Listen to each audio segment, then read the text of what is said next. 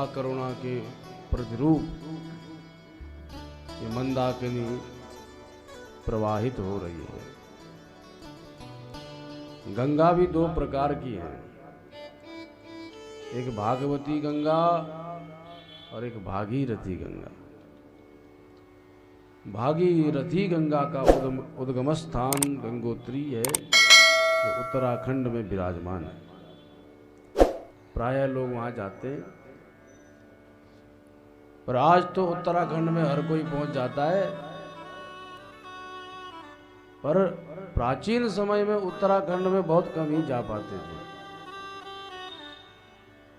परिवार से पूर्ण विदाई लेकर ही जाया जाता था। बचे रहे तो मिलेंगे, नहीं बचे तो जय श्री राम। इतना घनघोर रास्ता होता था, विकट रास्ता। पर आजकल तो प्रायः सब कथाएं हो रही हैं, बद्रीनाथ तक, केदारनाथ में भी कथाएं हो रही हैं। पर प्राचीन समय में तो गंगोत्री जाना बड़ा कठिन होता था। तो भक्तों ने कहा, प्रभु हम कैसे जाएं? तो भगवान ने ऐसी धारा प्रकट करी कि गंगोत्री से गंगा सागर तक गंगा विद्यमान हो गई। अब प्रायः सभी तीर्थ भी गंगा यमुना के पुलिन पर ही विद्यमान हैं। इसका अर्थ गंगा जहां यमुना जहां वही तीर्थ स्थान हो जाता है। बोलो जय सिया राम। जय सिया राम। काशी विश्वनाथ भगवान का यह भव्य धाम और किसके किनारे? गंगा किनारे। गंगा किनारे बसा तेरा धाम। महादेव का धाम गंगा किनारे बसा है। वृंदावन में चले जाओ तो यामुनम तटमापन्न, यमुना के निर्मल तट पर वृंदावन धाम विराजमान है। प्रयागराज में संगम स्नान करने को आते हैं, बहुत गीत गाते हैं, पर महिमा कैसे? क्योंकि गंगा यमुना सरस्वती तीनों मिल गई। तो प्रायः तीर्थ गंगा यमुना सरस्वती के ही तट पर हैं, इसलिए इनकी महिमा अद्वितीय है। तो एक है भागीरथी अर्थात गंगा मैया, और दूसरी है भागवती गंगा, जिसको आप श्रवण कर रहे हैं, जिसमें अवगाहन कर रहे हैं, निमग्न हो रहे हैं। और किसी ने प्रश्न किया, भागीरथी गंगा और भागवती गंगा में से कौन सी गंगा श्रेष्ठ? तो बोले भागवती गंगा और भागीरथी गंगा में अगर तुलनात्मक अध्ययन किया जाए तो भागवती गंगा की श्रेष्ठता अधिक है। क्योंकि भागीरथी में नहाना होगा तो वहां जाना होगा, खर्चा पानी उठाना होगा। बच्चे कहेंगे हम भी जाएंगे तो बच्चों को भी ले जाना होगा। पर भागवती गंगा जहां चाहो वहां बुलाओ। नहाने के लिए हरिद्वार ही जाना नहीं होगा। अरे आप नगर ग्राम देश विदेश प्रदेश स्वदेश जहां चाहो वहां बुलाओ, भागवती गंगा वहां पहुंच जाएगी। आजकल विदेशों में कितनी कथाएं हो रही है, तो वहां तो गंगा नहीं है, पर वहां भागवती गंगा पहुंच गई, फिर भी सबका कल्याण कर रही है। क्यों? क्योंकि भागीरथी गंगा से भी श्रेष्ठ भागवती गंगा है। एक तो कारण ये हो गया कि भागवती गंगा सर्वत्र जा सकती है, पर भागीरथी नहीं जा सकती। दूसरा कारण, भागवती गंगा भगवान के मुखद्वार से प्रकट हुई है, तो मुख की महिमा अधिक है चरणों की अपेक्षा। चरणों से भागीरथी गंगा प्रकट हुई है। नमामि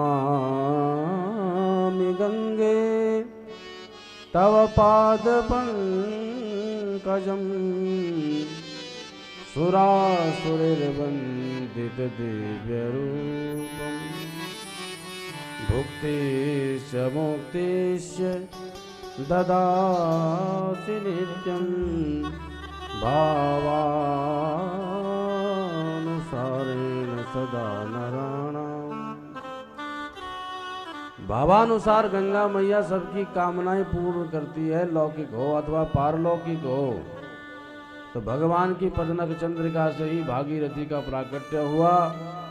महिमा बहुत अधिक है भगवान के चरणों की, पर मुख की महिमा अधिक है।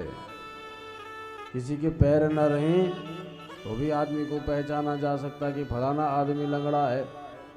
किसी के हाथ कट जाए तो कह सकते हैं भैया फलाना आदमी लूला है। लेकिन किसी का सर ही न रहे, तो सर ही नहीं रहेगा तो फिर पहचान कैसे होगी। इसी कारण से मुख की महिमा चरणों से अधिक है। चरणों का ध्यान भक्त लोग भगवान का लगाते हैं, पर चरणों से ध्यान प्रारंभ होता है, लेकिन मुख्य उद्देश्य तो भगवान के मुख को निहारना है। पहले भगवान के पाद तल से ध्यान प्रारंभ होता है, फिर भगवान के पदनख में ध्यान अटकता है, फिर भगवान के चरणों में ध्यान रमता है, फिर घुटने, जंघाएं, नाभि प्रदेश, भगवान का उदर, भगवान का वक्षस्थल, ग्रीवा, मुखमंडल, ललाट, फिर शीर्ष भाग। तो मुख की ओर ही बढ़ते हैं तो मुख की महिमा अधिक है।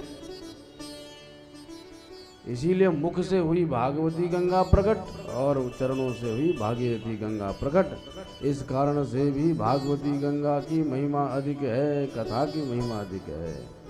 बोलो जय सिया राम। तीसरा कारण, गंगा में कूद जाओ और गहरा हो, जल प्रवाह भीषण हो तो बह के कहाँ पहुंच जाओगे, पता ही नहीं चलेगा कौन से लोक को गए हो। लेकिन गंगा में डूब गए, इस भागवती गंगा में, तो जितना डूबोगे उतना पाओगे, और नहीं डूबोगे तो सूखे रह जाओगे।